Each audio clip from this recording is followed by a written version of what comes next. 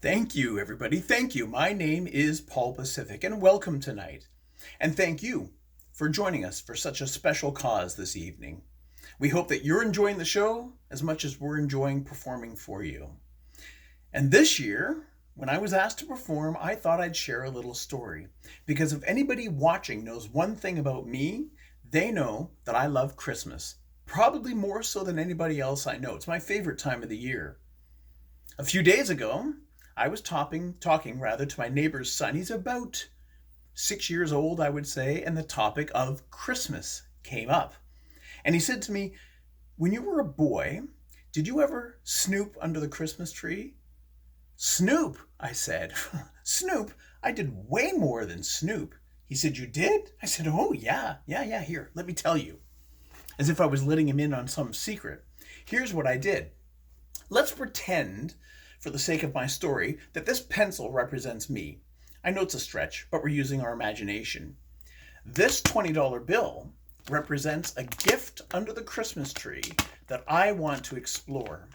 Now, of course, during the day, I would do the same snooping that everyone else does with their Christmas gifts. I'd pick it up, I'd shake it, possibly smell it occasionally, but I wanted to find out more about the Christmas gift.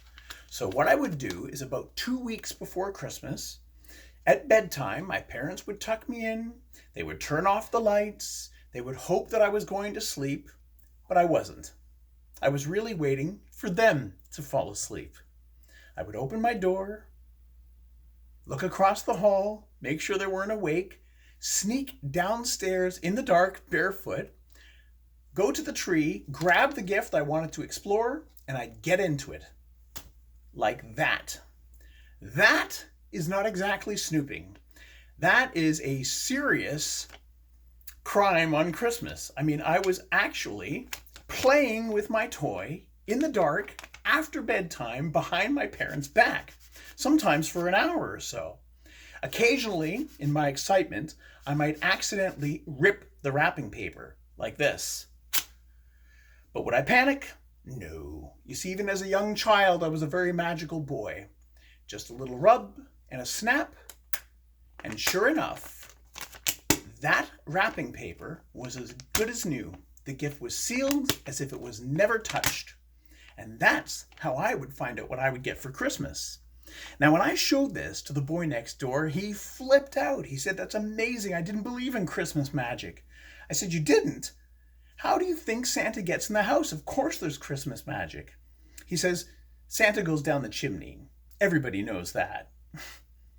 He had a point there. But then I said to him, "Well, what about the people who don't have chimneys? People who live in apartment buildings, for example." He says to me, "Well, my mom has this golden key, and Santa can put it into any lock in the world, and he can get in that way." And I said, "Well, what about the people who don't have Santa's key? Obviously, Santa has to use magic. It's the only way to get in the house." "Here, I'll show you," I said to him. "Let me explain again. Let me demonstrate. This time, the $20 bill is going to represent the roof of a house. In fact, you can actually see it's got this triangular sort of shape to it, basically. And what Santa would do is he would land on Christmas Eve on the roof of the house.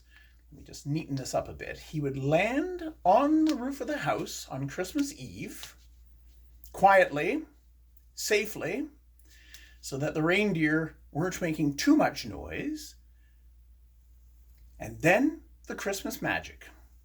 What he would do is he would stand next to the chimney, he would lay a finger aside of his nose, and slowly melt through the roof, through the ceiling, and through the walls of your home as if they weren't even there.